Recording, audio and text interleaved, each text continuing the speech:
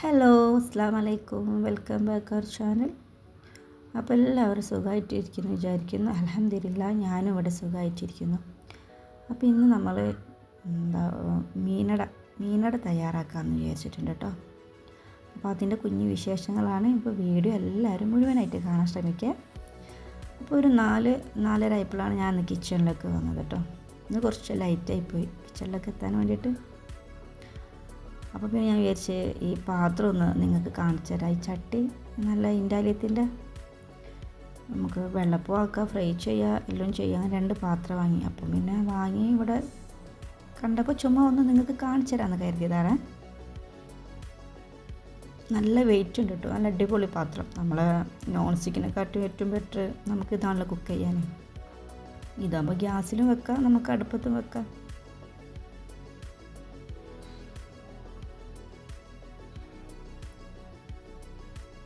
ഇന്ന് മീനടക്കുള്ള കാര്യം തയ്യാറാക്കാൻ വിചാരിച്ചപ്പോൾ 2 ഇല പറിച്ച് കൊണ്ടുവന്നിട്ടുണ്ട്. നല്ല കഴുകി വൃത്തിയാക്കിയിട്ടുണ്ട് കേട്ടോ.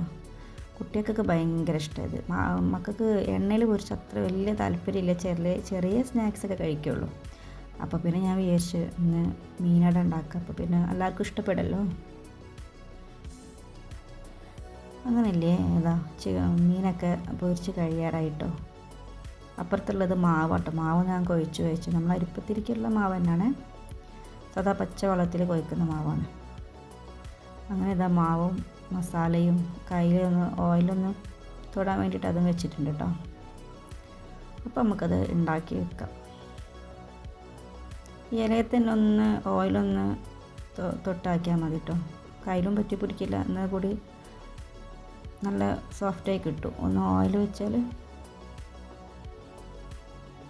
കറക്റ്റ് നേർങ്ങനെ പരത്തിയാൽ മതി.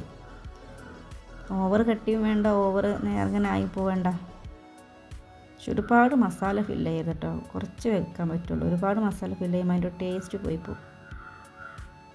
കുറച്ച് ആവശ്യത്തിന് വെച്ചിട്ട് അതങ്ങ് സെറ്റ് ചെയ്യട്ടോ.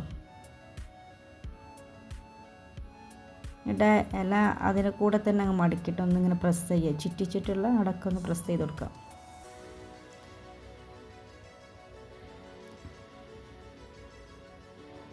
അങ്ങനെ ഞാൻ എല്ലാം സെറ്റാക്കിയിട്ടുണ്ട്. അങ്ങനെ ഞാൻ ഇഡ്ഡലി ചെമ്പിലേക്ക് മാറ്റി വെച്ചിട്ടുണ്ട് കേട്ടോ.